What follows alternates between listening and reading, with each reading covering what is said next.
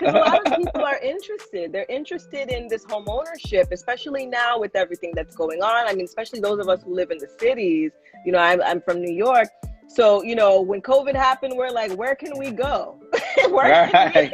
Like, what can we do? Man, I wish I had a property somewhere. But then we're like, how do we even get started? So there's a real interest in this right now. So, and it's grown. I mean, and here's the thing: if we don't own anything, we don't have anything. So we have to really understand that the way we begin to build community. One way I'll say that, and then I believe is one of few ways, is through home ownership. So what I find a lot of times is people make a lot of assumptions about, you know, what they can afford and what they can't afford. But you really just have to get in the game. It doesn't matter what it is or where it is in the beginning, but you have to make an effort to own something. And then you have to make an effort to leverage that something. There are a ton of ways we could get into this space. It may not be your local market, right? I mean, it may be some other market that's more affordable, like in the Midwest. But despite that, you know, I'm here to help people strategize about how to do that and where to do that, because I want to see that happening for us. Every other community and culture does a really good job of that. And I see us getting better at it, but we still have a long ways to go in terms of being able to create leverage and generational wealth. But I see it every day at the closing table. I'm like, man, these people walk away with hundreds of thousands of dollars just from selling a house, right? So, and think about what you're able to do with that, the life you're able to create for yourself. The debt you're able to pay off, the debt you know, it's a lot. So it's very, very, very powerful. And we need to understand that we have to get out of renting. And here's the other thing, and I think I spoke about this before, is whenever we have ownership, we do pay taxes, property taxes, and those taxes go into building our communities. And that's very important. So when we talk about schools, when we talk about things that are going on around, you know, across the street, you know, we need tax dollars. We need property tax dollars to help build programming. So, the more people we have into ownership, the more that's possible. So, we have to start thinking like that, right? And it's just a smarter way, right? You know, we can deduct the interest on mortgages. So, you know, as we begin to grow our income, right, we need these deductions. And home ownership gives us a lot of those ways we can reduce tax liability to come out on top, you know, when it's time for us to retire, and things like that. So you had talked about, you know, sometimes people are not really, you know, sure, I guess, what they can and can't afford, or they make determinations on themselves as to what they can and cannot afford, right? Yeah. So we hear a lot of talks about, you know, different types of loans, and the FHA loan is a term that we hear about all the time, but I think a lot of people don't even know what FHA stands for and what that even is. Yeah, so it's a federal housing authority, like it's through the Federal Housing Authority, and it's a federal loan, but what people tend to misunderstand is they say it's for first-time home buyers. And yes, it was designed for people to get into home ownership, not necessarily first-time home buyers, but anyone, right?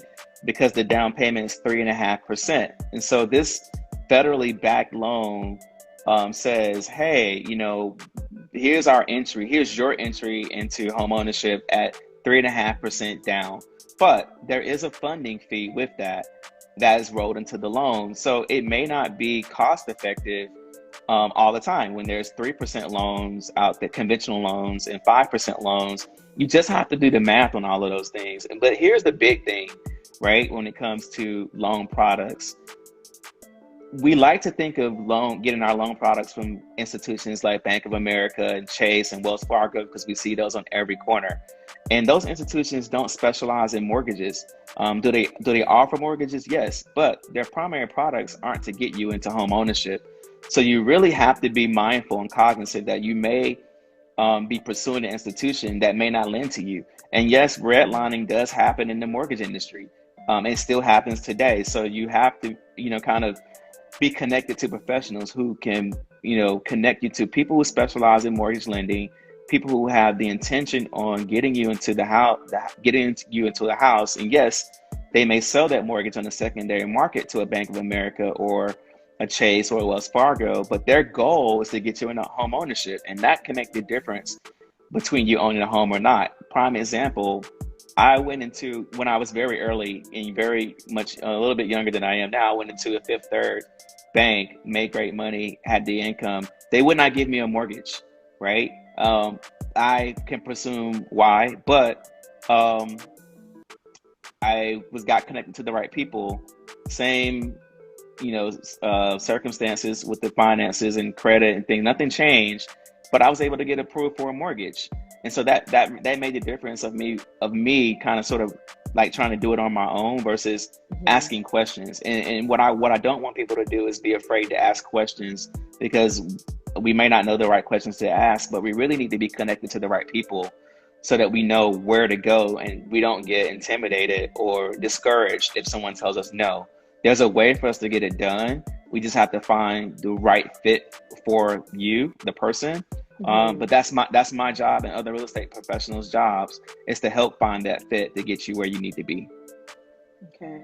So what about individuals who have an exorbitant amount of student loans? So for example, myself, I went to law school and I went and got another master's. And so I can't, like, to even say the number, like, I'm going to shudder, right, as to how much I owe in student loans. And I have a lot of other friends who have the same issues. They went to medical school, so they probably sitting on $300,000, maybe even $400,000 worth of loans.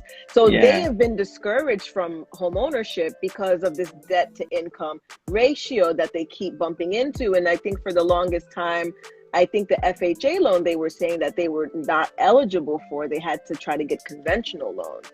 So I guess at this current state, right, where are we now? So for those of us who are in that category of we don't think we can own, or we're afraid to even bring on any more debt, right?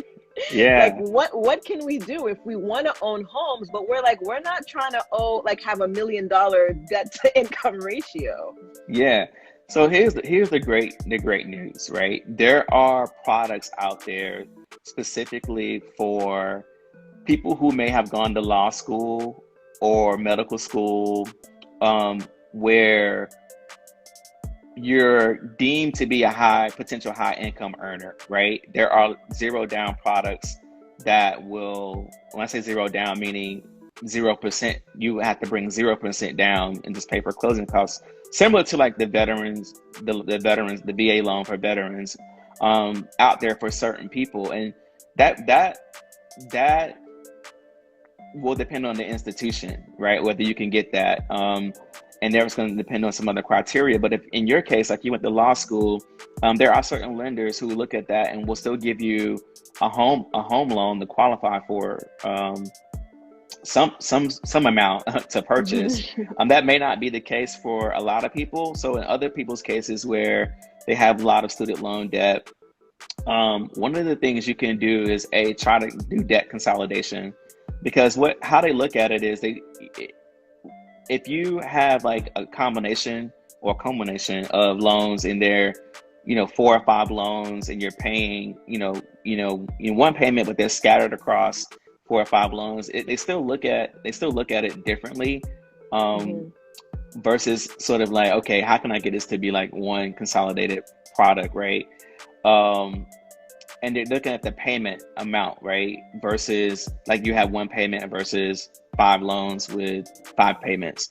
So consolidating also helps with that part. But I think if you have student loans, what you can try to get rid of your other debt, like your car payment, try to get rid of that, try to get rid of your credit cards, try to get rid of those. Because student loans are a little more favorable. They're viewed a little bit more favorable than consumer debt, like revolving debt, like credit cards and car payments. So I think if it's a situation where you could sort of like move stuff around to qualify, then you can do that. That's very helpful. In a lot of cases, people's student loans aren't going away anytime soon. However, Oh. here's the good news. If you get into home ownership and you could get into a property or properties that appreciate, you're able to knock out that debt a lot faster than you would be working a 9 to 5. That's very possible and it's very doable. It's just understanding how we have to move things around to create the ratios that are that will work for lenders, and that's where the people who specialize in mortgage lending can help. Also, they recently just changed the thresholds for FHA, where it was a little bit harder to qualify for it with student loans. There was an article that came out just this week, and I was asking a couple of friends about it, where that restriction on the amount, and I forget the exact amount, but if you go out there and read up on it on the web, you'll see that that they've loosened that a little bit to make that ratio a little bit better for people to qualify for FHA. So now is the time, if you've been struggling with debt to income, to see if that product will work for you to get into something. Okay. So we talked a little bit about, I guess, some things that could prevent someone from becoming a homeowner, right? We had talked about maybe credit. We're obviously talking about maybe, debt to income ratio. But are there other factors that could prevent someone to becoming a homeowner?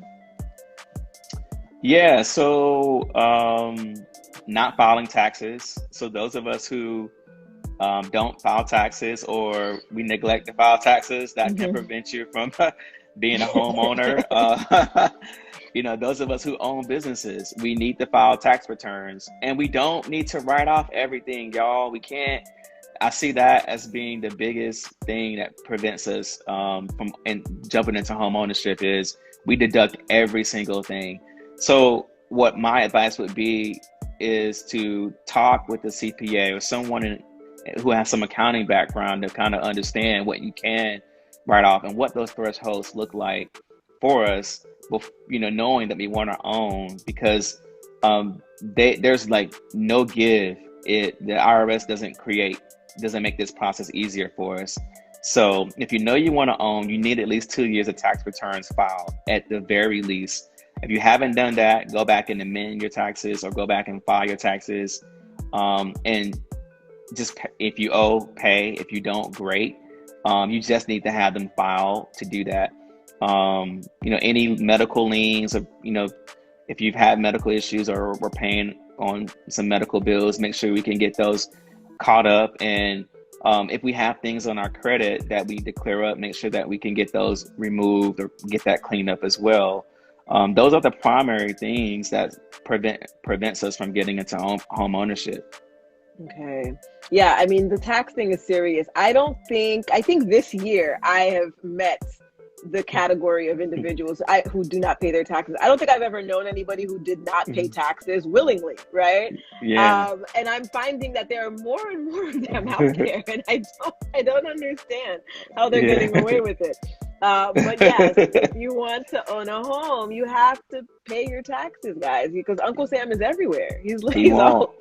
They can stop the process for you. So the lender, I mean, even if you have to get on an IRS payment plan, you can at least move forward with the purchase if you're on an installment plan. And it can't be something you make up to say, I'm going to send to the government. It has to be an official IRS installment plan if you owe taxes.